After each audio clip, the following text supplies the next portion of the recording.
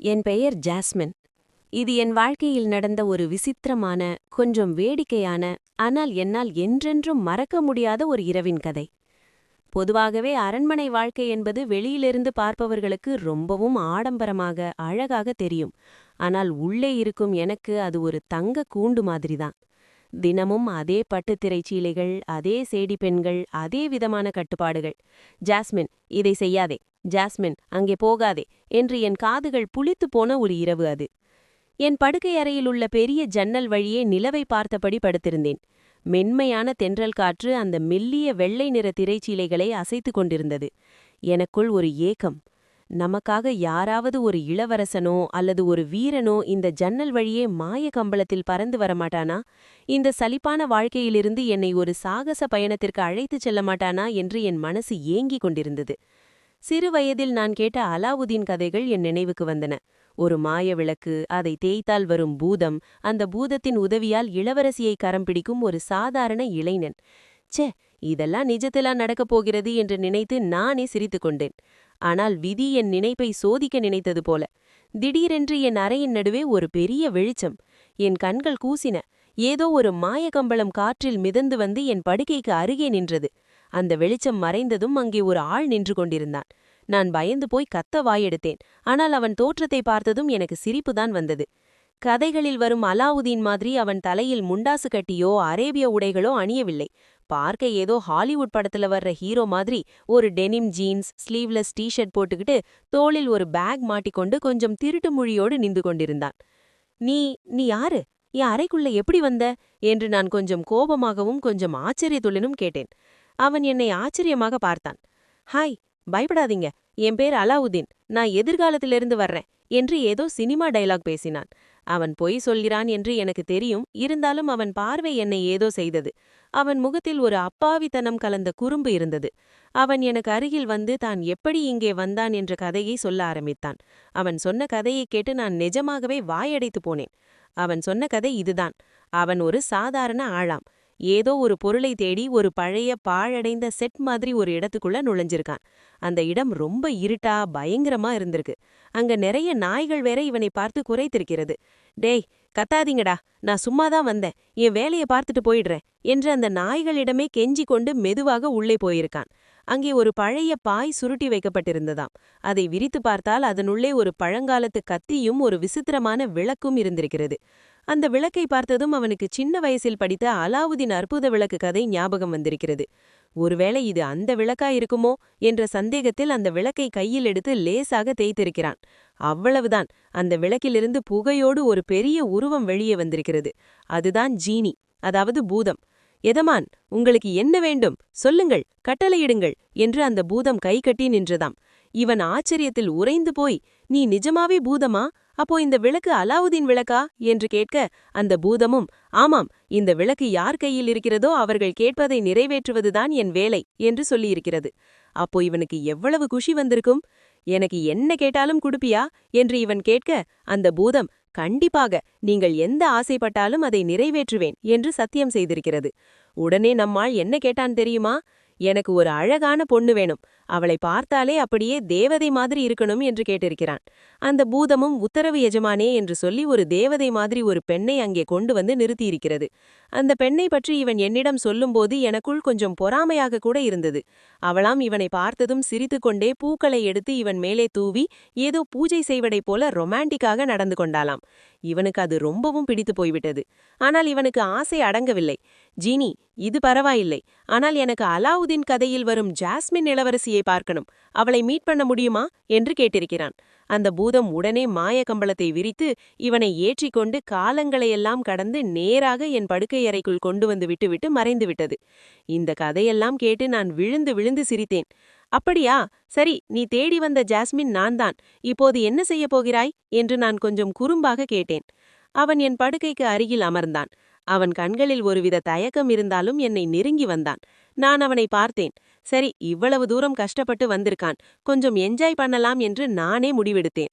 நான் அவனது கைகளை பிடித்து இழுத்து என் அருகில் வைத்துக் கொண்டேன். அந்த நிமிடம் அரண்மனையின் கட்டுப்பாடுகளெல்லாம் எனக்கு மறந்து போனது. நான் ஒரு இளவரசி என்பதை தாண்டி ஒரு சாதாரண பெண்ணாக அவனிடம் பழக ஆரம்பித்தேன். நாங்கள் இருவரும் பேசிக் கொண்டிருந்தோம், சிரித்தோம். அவன் என்னை முத்தமிட்டான். அவனது ஒவ்வொரு தொடுதலும் எனக்குள் ஒரு புதிய உணர்வை ஏற்படுத்தியது. அவன் என்னை வர்ணித்த விதம், உனக்கு கீழே இருக்கிற முடி செமையா இருக்கு என்று அவன் ரொம்ப ஓப்பனாக சாதாரணமாக கமெண்ட் அடித்தான். எனக்கு வெட்கமாக இருந்தாலும் அவன் கேஷுவலாக பேசியது எனக்கு மிகவும் பிடித்திருந்தது. நாங்க 2 பேரும் அந்த இரவை ரொம்ப அழகாக, ஒருவருக்கொருவர் காதலாக, ஆசையாக பகிர்ந்து கொண்டோம். அது ஒரு தெறிக்கவிடும் சம்பவம் என்றுதான் சொல்ல வேண்டும். என் வாழ்க்கையில் நான் அப்படி ஒரு சுதந்திரமான, சந்தோஷமான உணர்வை அடைந்ததே இல்லை. சிறிது நேரம் கழித்து நான் அவனிடம் எங்கே போயிட்டீங்க என்று தேடிக் கொண்டிருக்கும் போதே அந்த பூதம் மீண்டும் அங்கே ஆஜரானது. என்ன எஜமான், இப்போ ஹாப்பியா? நீங்க கேட்ட மாதிரி ஜாஸ்மினை பாத்துட்டீங்களா என்று அந்த பூதம் கேட்டது.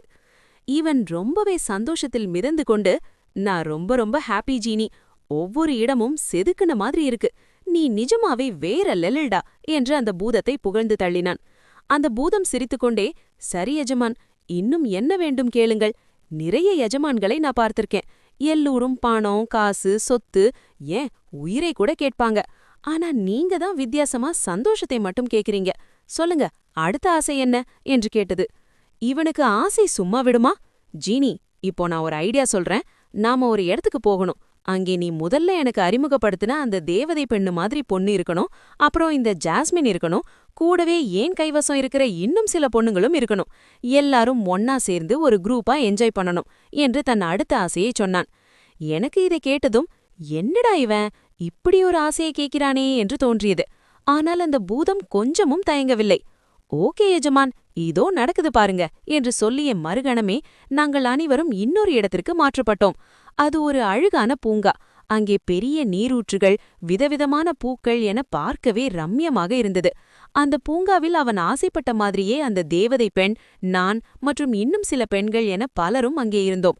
அந்த பூதம் அவனிடம், எஜமான், இவ்வளவு அழகான பூங்காவில சும்மா புல்வெளியில உட்கார்ந்து என்ன பண்றது? உள்ள போங்க, ஒரு பெரிய சோபா செட் இருக்கும், அங்கே போய் உங்க சந்தோஷத்தை கொண்டாடுங்க என்று வழிகாட்டி கொடுத்தது. உள்ளே சென்றால் அது நிஜமாகவே ஒரு ஸ்வர்க்கம் மாதிரி இருந்தது. அங்கே நாங்கள் அனைவரும் ஒன்றாக சேர்ந்து அவனோடு அந்த நாளை கொண்டாடினோம். அவன் ஒவ்வொருவருடனும் தனித்தனியாகவும், பிறகு அனைவரும் ஒன்றாக சேர்ந்தும் விளையாடினோம், சிரித்தோம், ஆசை தீர அன்பை பரிமாறிக்கொண்டோம். சுமார் 20 நிமிடங்களுக்கு மேலாக அந்த இடமே ஒரு மாய உலகமாக, காதலும் காமமும் நிறைந்த ஒரு அழகிய ஓவியமாக மாறியிருந்தது. ஒவ்வொருவரும் அந்த தருணத்தை அவ்வளவு ஆழமாக அர்ப்பணிப்போடு உணர்ந்து கொண்டாடினோம். அந்த பூதம் கூட எங்களை தூரத்திலிருந்து பார்த்து கொண்டு தனக்குள்ளேயே சிரித்துக் கொண்டிருந்தது. எங்க எஜமான் ரொம்ப சந்தோஷமா இருக்காரு என்று அது மனநிறைவோடு பார்ப்பதை என்னால் உணர முடிந்தது.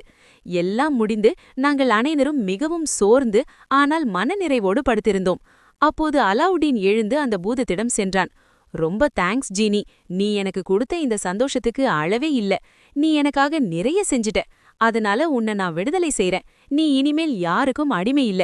உனக்கு பிடிச்ச மாதிரி நீ சுதந்திரமா பறந்து போகலாம் என்று ஒரு பெரிய ஹீரோ மாதிரி டயலாக் பேசினான். எனக்கு அவனை பார்த்து பெருமையாக இருந்தது. பரவாயில்லையே, சுயநலமில்லாமல் பூதத்தை விடுதலை செய்கிறானே என்று நினைத்தேன். ஆனால் அங்கேதான் ஒரு ட்விஸ்ட் காத்திருந்தது. அந்த பூதம் அவனை பார்த்து நக்கலாக சிரித்தது. விடுகதையா? என்ன எஜமான் நீங்க? நான் எப்போ உங்களுக்கு அடிமையா இருந்தேன்? எனக்கெல்லாம் எந்த விடுதலையும் தேவையில்லை. நான் ஒரு பூதம், ஒருத்தருக்கு 3 ஆசைகளை நிறைவேற்றுவதுதான் என் விதி. நீங்க முதல்ல அந்த தேவதைய கேட்டீங்க, 2வது ஜாஸ்மினை கேட்டீங்க, 3வது எல்லாரையும் ஒன்னா கேட்டீங்க. 3 ஆசையும் முடிஞ்சிருச்சு என்றது. இவன் அதிர்ச்சியாகி, இல்லையே, நான் 4வதா ஒன்னு கேட்டேனே என்றான். ஆமா, நீங்க 4வதா ஒரு ஆசையை கேட்டீங்க, நானும் ஸ்பெஷலா அதை பண்ணி கொடுத்தேன். அதோட என் வேலை முடிஞ்சது. இனிமேல் நான் உங்க அடிமை கிடையாது. நீங்க சொல்றதெல்லாம் நான் கேட்கணும்னு எந்த அவசியமும் இல்லை. குட் பை முதலாளி என்று சொல்லிவிட்டு அந்த பூதம் காற்றில் மறைந்து போனது. அடுத்த நொடி கண் இமைக்கும் நேரத்தில் எல்லாம் மறைந்தது. நானும் என் படுக்கை அறையில் இருந்தேன். அலாவுதீனை காணவில்லை. அலாவுதீனுக்கு எந்த ஆனது? பூதம் மறைந்ததும் அலாவுதீன் மீண்டும் அதே பழைய இருட்டான பாழடைந்த ஷெட்டுக்குள் வந்து விழுந்திருக்கிறான். அவனுக்கு என்ன நடக்கிறது என்றே புரியவில்லை. சுற்றிலும் தேடி பார்த்திருக்கிறான். அந்த தேவதை இல்லை, நான் இல்லை, பூங்காவும் இல்லை. திடீரென்று அவனுக்கு ஒரு யோசனை வந்திருக்கிறது. அடடா, அந்த விளக்கு இன்னும் நம்மகிட்டதானே இருக்கு, மறுபடியும் தேய்ச்சா பூதம் வருமே என்று நினைத்து தன் பாக்கெட்டில் இருந்த அந்த பழைய விளக்கை கையில் எடுத்து, பூதமே வா, ஜீனி வா என்று வெறித்தனமாக தேய்த்திருக்கிறான். ஆனால் விளக்கிலிருந்து புகையும் வரவில்லை, பூதமும் வரவில்லை. எந்த மேஜிக்கும் நடக்கவில்லை. அவன் அப்படி விளக்கை தேய்த்து கொண்டு தரையில் அமர்ந்திருக்கும்போது அங்கே இருந்த நாய்கள் எல்லாம் அவனை பார்த்து பயங்கரமாக குரைக்க ஆரம்பித்து விட்டன. டேய், இருங்கடா, அமைதியா இருங்க, இப்போ பூதம் வரும் பாருங்க என்று அவன் அந்த நாய்களிடம் சொல்லிக் கொண்டிருக்கும் போதே அந்த ஷெட்டின் உண்மையான ஓனர் அங்கே வந்துவிட்டார். நீல நிற சட்டை அணிந்த ஒரு ஆஜானுபாகுவான மனிதன். அவன் அலாவுதீனை பார்த்ததும் கோபத்தில் கத்த ஆரம்பித்தான். டேய், யார்ரா நீ? என் இடத்துக்குள்ள வந்து என்னடா பண்ணிட்டு இருக்க? திருடன் வந்தியாடா என்று சொல்லிக்கொண்டே அலாவுதீனை அடிக்க பாய்ந்தான். நம்ம ஹீரோவுக்கு அப்போதுதான் நிலைமை புரிந்தது. மேஜிக் எல்லாம் முடிந்துவிட்டது. இனிமேல் இங்கே இருந்தால் அடிதான் விழும் என்று தெரிந்துவிட்டது. அடி வாங்குவதை தவிர்க்க அலாவுதீன் அந்த ஓனரிடம், சார் சார் ப்ளீஸ் சார், அடிக்காதீங்க சார், நான் திருடன்லாம் இல்ல சார், ஏதோ ஒரு வேலையா போயிட்டு இருந்தேன், இருட்டாயிடுச்சுன்னு வழி மாறி தெரியாம இங்க வந்துட்டேன், என்ன மன்னிச்சிருங்க, நான் உடனே கிளம்பிடுறேன் என்று கெஞ்சி கூத்தாடி அந்த இடத்தை விட்டு ஒரே ஓட்டமாக ஓடி தப்பித்திருக்கிறான். இதையெல்லாம் நான் நினைத்து நினைத்து இன்றும் சிரித்துக் கொண்டிருக்கிறேன். நிஜமான அலாவுதீன் கதையில் அவன் இளவரசியை கல்யாணம் செய்து கொண்டு பெரிய ராஜாவாக மாறுவான் என்றுதான் படித்திருக்கிறேன். ஆனால் என் வாழ்க்கையில் வந்த இந்த மாடர்ன் அலாவுதீன் ஒரு இரவில் எல்லா சந்தோஷத்தையும் அனுபவித்துவிட்டு கடைசியில் நாய்களிடம் மாட்டிக்கொண்டு ஓனரிடம் அடிவாங்காமல் தப்பித்தோடி இருக்கிறான். இது ஒரு விசித்திரமான கதைதான். சிலருக்கு இது நம்ப முடியாததாக இருக்கலாம்.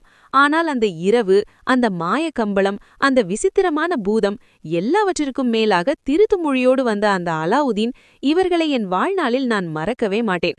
என் சழிப்பான அரண்மனை வாழ்க்கையில் இப்படி ஒரு த்ரில்லான, ரொமான்டிக்கான, அதே சமயம் வயிறு குலுங்க சிரிக்க வைக்கும் ஒரு அனுபவம் கிடைக்கும் என்று நான் கனவில் கூட நினைக்கவில்லை. இப்படிக்கு உங்கள் ஜாஸ்மின்.